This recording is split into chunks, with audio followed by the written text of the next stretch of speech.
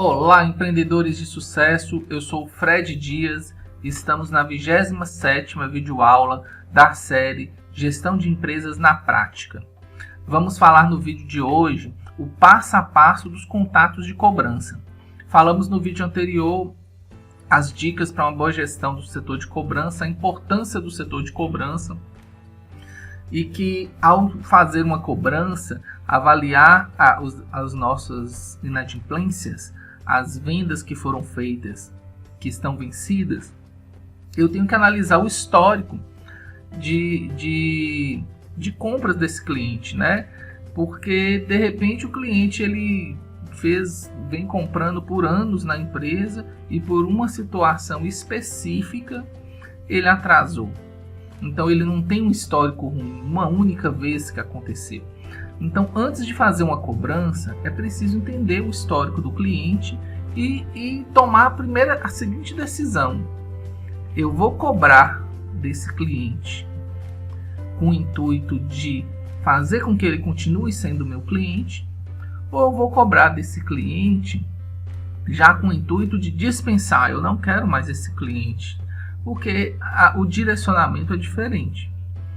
Então, assim, vamos para os 3 passos do processo de cobrança. Vou apresentar para vocês aqui 3 passos, mas para cada negócio existe uma peculiaridade. O principal aqui desses 3 passos é vocês definirem um plano de cobrança. Você vai fazer 5 contatos. Quantos contatos vocês querem fazer com os clientes até tomar a decisão de pôr eles no sistema, negativar o nome deles? Porque a negativação do nome é você entender assim, não, já fiz tudo que eu podia fazer para cobrar desse cliente e agora não tem mais o que fazer. Então vou negativar e quando ele precisar limpar o nome, ele vai me buscar. Então esse é o ponto. Eu resumi esses contatos em 3, porque grande parte das empresas em 3 contatos é suficiente. Até temos a questão de custo, né, de ligação, de troca de mensagens, mas o importante, além de todas essas 3 que eu vou falar para vocês, é vocês documentarem toda a conversa. Software de cobrança tem funcionalidade até de gravar as ligações. Então vamos lá. O primeiro contato de cobrança, eu tenho que ser um contato mais brando. Qual o objetivo do primeiro contato? Comunicar ao cliente que o débito dele venceu. De preferência, eu ligar para fazer o primeiro contato de cobrança do cliente no próximo dia, né? As vendas que venceram ontem e que não foram recebidas, eu cobrar hoje. Na pior das hipóteses, 7 dias, né? Porque às vezes a empresa tem um volume muito grande, então ela imprime a lista, chega na segunda-feira e imprime a lista de todos os títulos que venceram na semana passada e que não foram recebidos. E o funcionário passa a semana toda fazendo a cobrança desses títulos, né? Então, dependendo do volume. Então, primeiro eu vou ligar para o cliente. Olá, Fred, aqui é da empresa tal, sou fulano de tal. Liguei para informar que tem um título seu que venceu ontem e que não foi pago. O que você me diz do fato de não ter pago? Aí o cliente, o que pode acontecer, gente? Tem cliente que é esquecido. Então, por que é importante você cobrar dele o mais cedo possível? Porque boa parte dos clientes, eles compram, principalmente quando o prazo é muito longo. Se ele não é organizado, ele vai perder esse boleto, vai se perder na desorganização dele. E quando você liga falando que um título venceu ontem, se é uma pessoa que tem condição e que é esquecida, ela vai pedir desculpa e vai falar assim, eu te pago ainda hoje. Então, quando você vê que é um cliente, não vou te pagar hoje. Olha a primeira importância de um software de cobrança ou de uma agenda de cobrança. Então você ligou para o cliente pediu desculpa porque ele esqueceu, te pediu para mandar o boleto de novo, você mandou e falou que ia pagar hoje. Então você tem que agendar que em conversa com o cliente foi acordado de pagar ainda hoje. Então amanhã você vai pôr na agenda para você checar se esse cliente pagou. Porque a primeira coisa é, nesse contato, ouviu, o cliente vai negociar, vai justificar e vai te falar que dia que ele vai pagar. Nessa primeira opção, o cliente falou assim, não, eu esqueci. Outra opção é o cliente, não, eu estou apertado, perdi um emprego, ou estou enfrentando uma situação de saúde na minha família e tal. Você ouve com muita atenção, cuidado com o tom de voz, que eu falei isso no vídeo anterior. E aí você vai, assim que o cliente justificou, você vai perguntar para o cliente, que data que você poderia me pagar esse título? Então assim, oferece para ele uma opção dele sugerir uma data. Aí ele vai sugerir uma data. Depois que ele sugeriu, eu posso pagar só no mês que vem. Antes de você aceitar a data proposta para ele, você vai e retorna a seguinte pergunta. Não será possível fazer uma parte do pagamento antes dessa data? Ou antecipar um pouco essa data? Porque aí, se o cliente jogou a data para frente para questão de negociação, se você pergunta, não seria possível encurtar o prazo ou você pagar uma parte?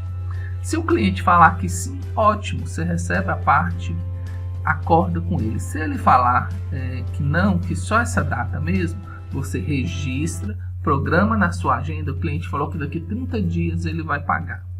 Se é um cliente que tem um histórico de compra, já tem um tempo que compra, mais de uma vez que comprou na mão da sua empresa, você pode até tomar a decisão de não cobrar juros, pela justificativa que ele der.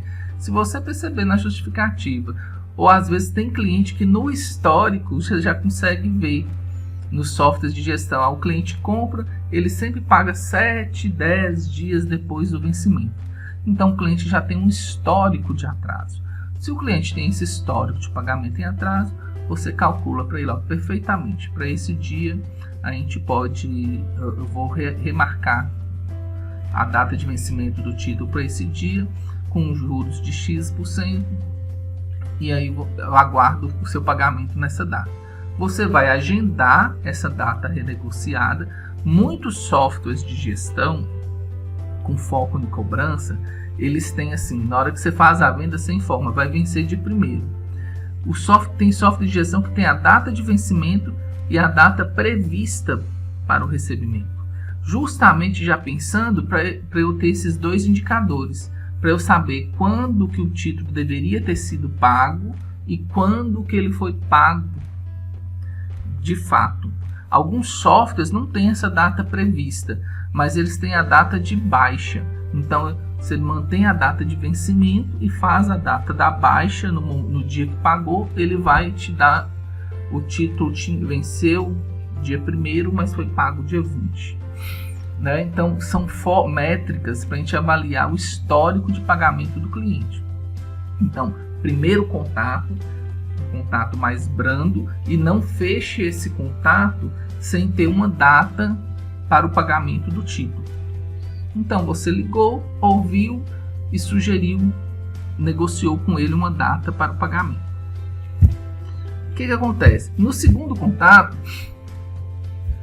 então, segundo contato com o cliente, você já agendou uma nova data. Você acordou com o cliente. A data que o cliente sugeriu para o pagamento, que já estava em atraso, foi uma data proposta por ele. Você, no máximo, você perguntou, você não gostaria de escolher uma data mais cedo? Ou um pagamento, pagar uma parte da dívida? Então, assim, foi uma data acordada pelo cliente. Então, no segundo contato, na hora que você for fazer a ligação para o cliente, aí você tem uma postura um pouco mais firme.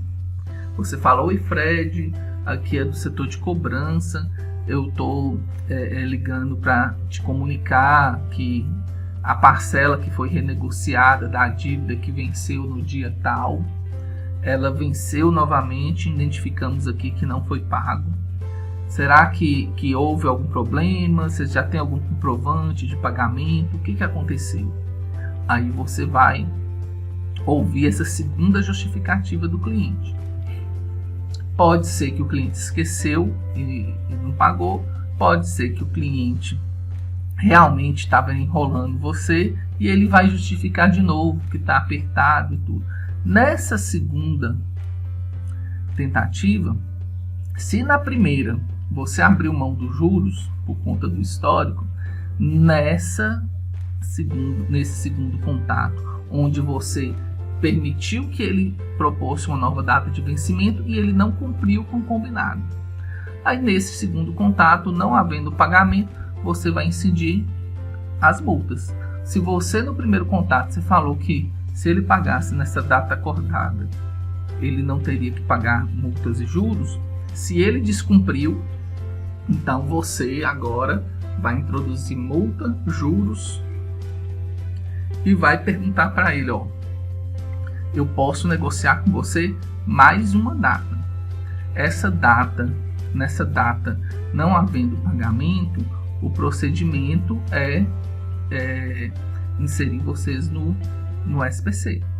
Ou você nem fala isso, ó, já que vai ter uma nova negociação, eu vou colocar para você multas e juros, negocia multas e juros com ele e acata a segunda data de pagamento que ele sugeriu. E aguarda. Agora, no terceiro contato, se não houve o pagamento, você vai ligar para ele para ouvir a justificativa dele e comunicar que você vai enviar uma correspondência informando do débito dele e dando um prazo para ele liquidar o débito, um prazo de 5 dias para liquidar o débito, ou será o nome negativado no SPC Serasa. Então, gente, é um ciclo mínimo de cobrança. Então, para quem tem um volume muito grande de inadimplência, de muitos clientes, o ciclo de 3 contatos é um ciclo muito enxuto, que vai ganhar tempo para vocês no processo de cobrança, e é um ciclo que fica fácil de você até colocar, documentar na empresa, no local do crediário, onde no momento que o cliente está fazendo a conta, para você mostrar como que é o critério de cobrança, né? Ou definir um treinamento para sua equipe de cobrança seguindo esses parâmetros. É possível criar até roteiro do que o cliente deve falar, do que o funcionário deve falar, contra-argumentações, enfim. Esse é um roteiro palpável, né? Existem hoje ferramentas de automação de cobrança que disparam e-mails, disparam SMS e tudo, mas também existe uma situação. Você tenta ligar para o cliente e o cliente não te atende. O cliente atende, na hora que vê que é da empresa, ele inventa uma desculpa e não está disposto nem a te ouvir. Então, se você tentou fazer contato por 3 vezes e não conseguiu nem comunicar ao cliente da dívida porque ele não quis falar com você, isso significa que esse cliente está mal intencionado. Né? Está mal intencionado ou não está valorizando, né? Não está valorizando, dando o valor para a sua empresa. Então, o que você vai fazer nesse caso? Manda uma correspondência com uma AR registrada, informando que vai negativar no SPC. Às vezes, tem determinado tipo de cliente que ele só se move para pagar quando ele recebe uma carta com prazo falando que ele vai ser negativado no SPC. Eu percebo que boa parte das cobranças, quando chega a pessoa receber uma correspondência, ele trata essa cobrança de uma maneira mais efetiva. Mas embora isso aconteça, você nunca deve mandar uma carta de cobrança de cara para o seu cliente inadimplente. É prudente que você faça contato e que registre esses contatos. em uma agenda. Se o software seu não tiver uma agenda no Google, uma planilha, é importantíssimo registrar esses contatos para se, numa questão de questionamento, numa questão jurídica, que às vezes vai ter cliente que é muito cri-cri, que vai se sentir ofendido e tudo, pode chegar ao jurídico, você tem que ter essa documentação. E sempre lembrando, no vídeo anterior eu falei isso, calma, o cobrador ele tem que manter a calma e o equilíbrio emocional na hora de negociar e tomar cuidado com o que fala, porque hoje existem aplicativos no celular que gravam as ligações, então dependendo da fala que você tiver, porque o cliente que está cobrando te extinguiu, né, te atiçou para falar, para bater boca com ele. Então, bater boca com o cliente de telefone não é uma boa saída. Então, assim, o que nós chegamos para isso? Mostrei para vocês um plano de cobrança mínimo. Então, tenha um plano de cobrança. Siga com disciplina e seja justo com o cliente. O que é ser justo com o cliente? Você ligou a primeira vez, concedeu um prazo para ele. Ligou a segunda vez, concedeu um novo prazo para ele. Na terceira vez que ele descumpriu o prazo com você, você negativou ele. Você foi justo. Você deu 2 ou 3 oportunidades para que ele pagasse a dívida com você. Então, assim, se chegou nessas 3 oportunidades, o cliente ainda não quis pagar, então a gente tem que avaliar, será que é um bom cliente? Né? Será que é um cliente que eu quero para minha empresa? Olha o trabalho que ele dá para receber alguma coisa. Então, com isso encerramos o vídeo de hoje.